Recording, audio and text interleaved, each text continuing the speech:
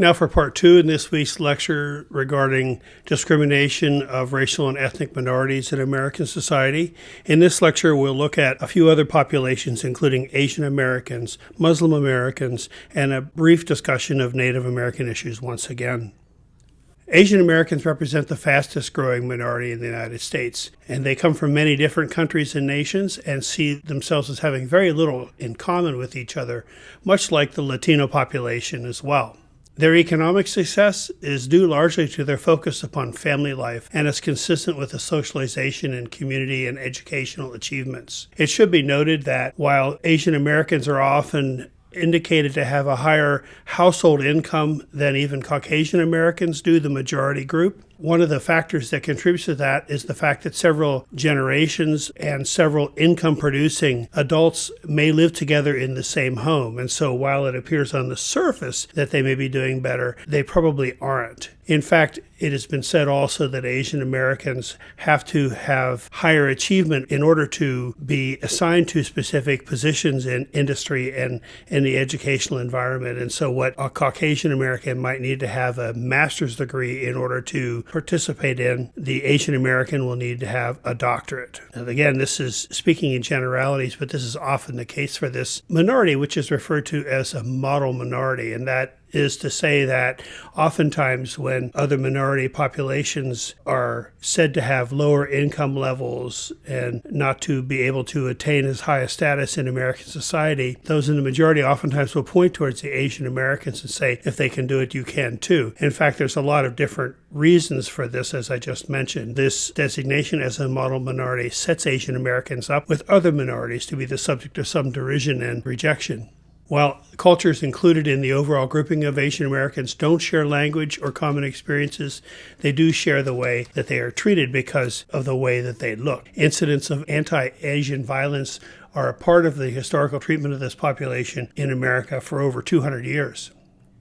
The Chinese, who were welcomed in the 1800s during the gold rush and prior to that time, were excluded once the Transcontinental Railroad was completed and have been excluded by law from immigration for over 50 years.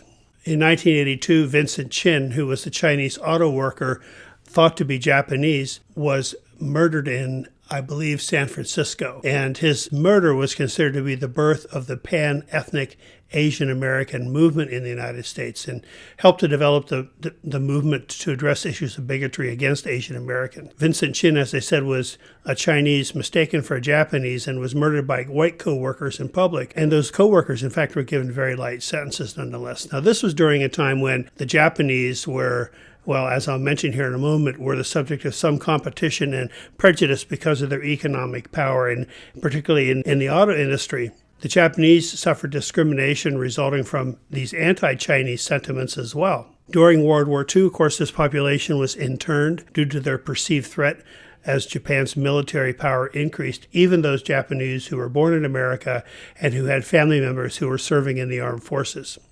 They were subject to the competition and prejudice as Japan's economic power grew, and have said to bring a reverence for work and a tradition of submerging the individual in the interests of the group that leads to their being seen as non-aggressive and agreeable.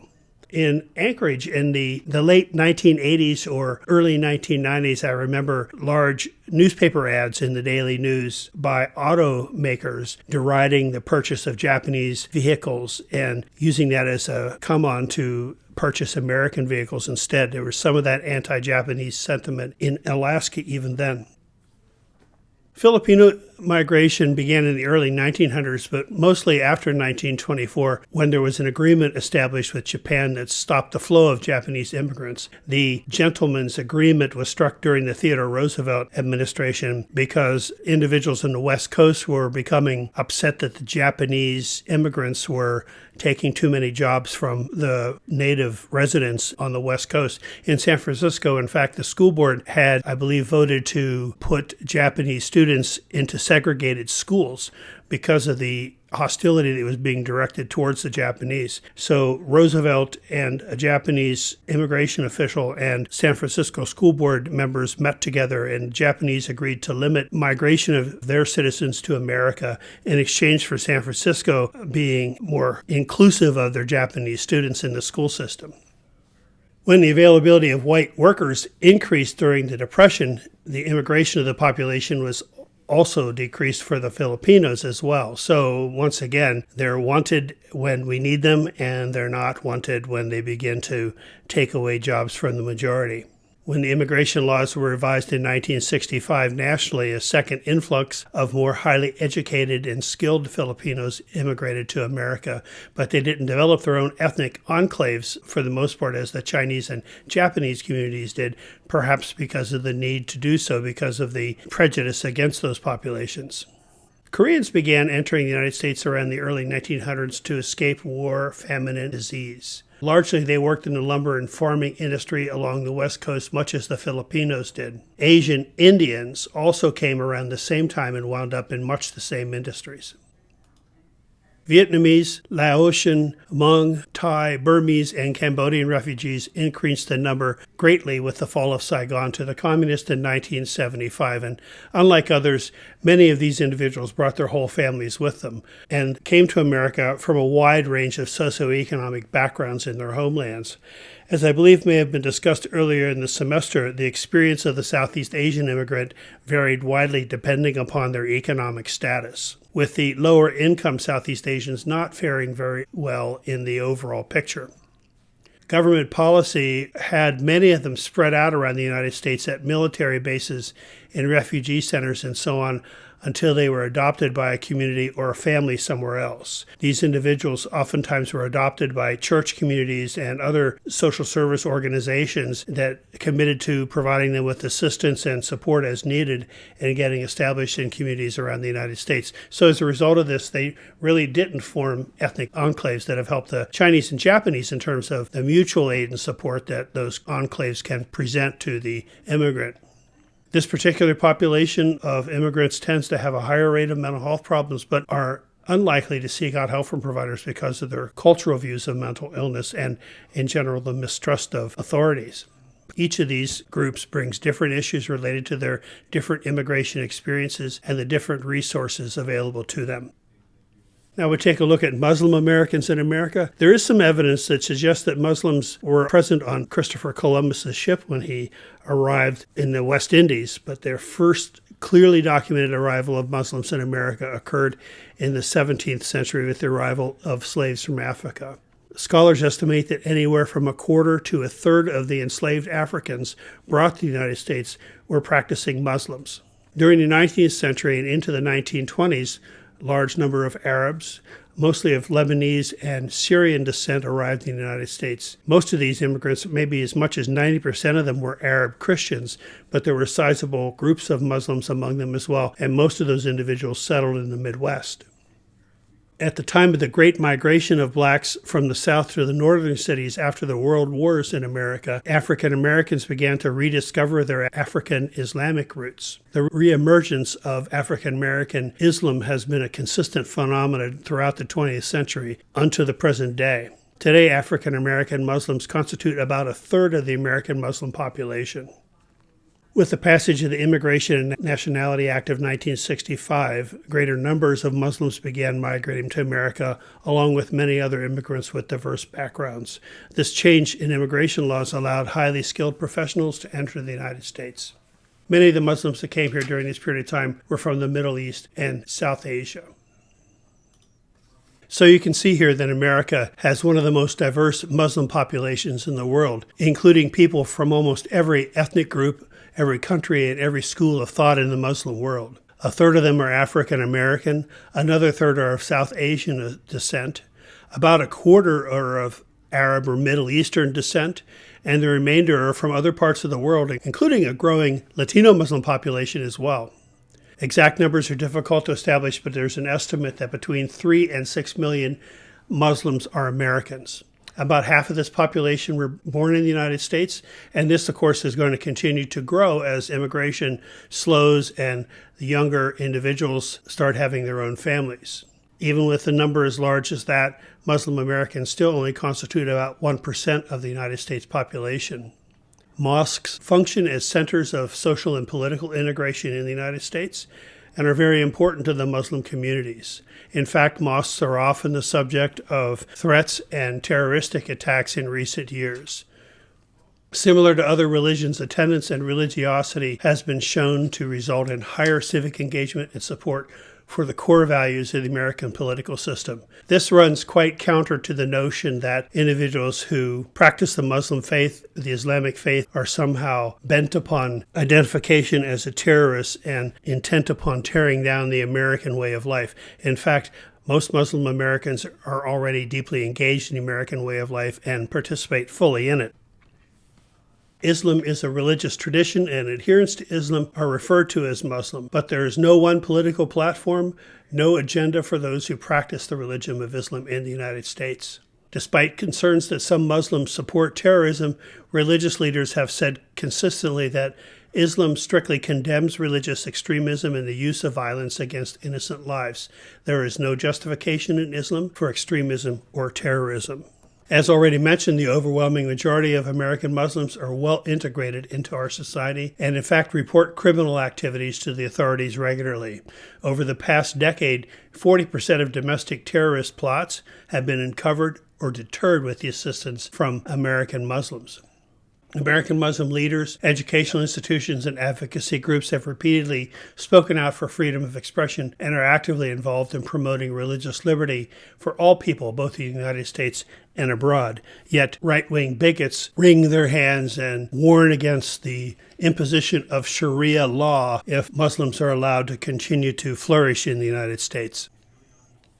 The Pew Research Center has reported in 2011 that while about a quarter of the general public thinks that Muslim support for extremism is increasing, only 4% of Muslims agree with that statement. And according to this study, for Muslims in the United States, concerns about Islamic extremism coexist with the view that life for Muslim Americans in post-9/11 America is difficult in a number of ways. 28% report being looked at with suspicion, and 22% report being called offensive names, 21% report being singled out by airport security, and another 13% say they've been singled out by law enforcement. Over half say that government anti-terrorism policies single out Muslims in the United States for increased surveillance and monitoring, and I would guess that since the imposition of travel bans by the Trump administration in subsequent years, that number has certainly increased. A quarter of Muslim Americans report that mosques or Islamic centers in their communities are the target of controversy or outright hostility, but still, they have not become disillusioned with this country. 82% are satisfied with the way things are going in their lives and continue to rate their communities very positively as places to live. 79% say excellent or good. Although we've spent more time speaking about Native Americans and Alaska Native previously, just a brief mention of them in the context of this particular discussion. 90 to 95% of that population was decimated in white American expansion to the west due to disease and war. This includes both lower 48 Native Americans as well as Alaska Natives. Perhaps more were killed than in the Holocaust of World War II. Government policy towards them is mostly exploitative and has been throughout our history. About half live in rural areas and about a quarter live on reservations. Poverty rate is the highest of all groups. Life expectancy lower than the national average, suicide and alcoholism higher than the national average by 4 or 5 times. Young male Alaska Native suicide rate is 5 times the national average. And their oppressive life circumstances and social and economic marginalization limit the future of the younger generation greatly. Again, I refer you to separate presentations on this population for more detail. Injuries suffered by individual victims of hate crimes go far beyond the physical wounds inflicted upon them, and that's why such crimes get special attention by the law enforcement community. The definition of a hate crime turns on the intent of the perpetrator and not the understanding of the victim.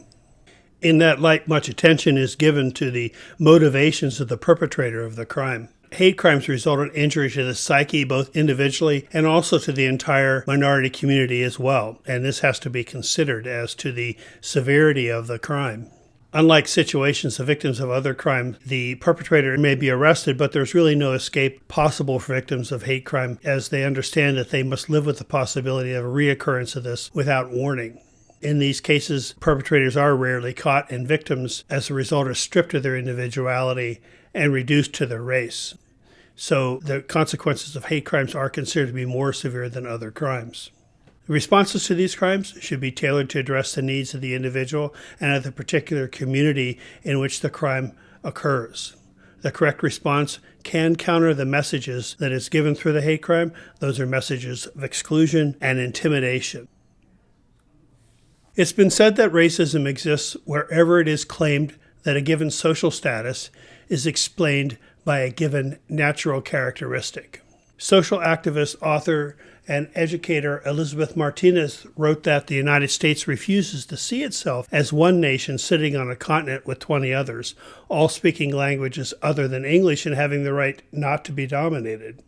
The white-black bipolar model of racism that is so prevalent when we think about racism in America tends to divide groups of racial minorities against each other and results in the ineffectiveness of those minorities in challenging white supremacy. A mid-1990s Harris poll showed that peoples of color are prejudiced against each other.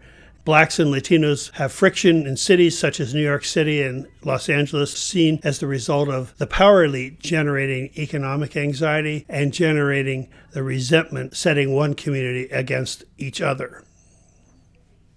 Latin peoples challenge American ideas of the duality of racism in their varying roots in indigenous Native American, European, and African cultures, and the mixing of peoples leading to the emergence of new peoples is likely the future of the United States culture, and white shall cease to be the national identity of the United States. So those are some thoughts for you as we consider the position of racial and ethnic minorities in the United States, and as we look to the future as well for our field of practice. Let me know if you have any questions. Thank you.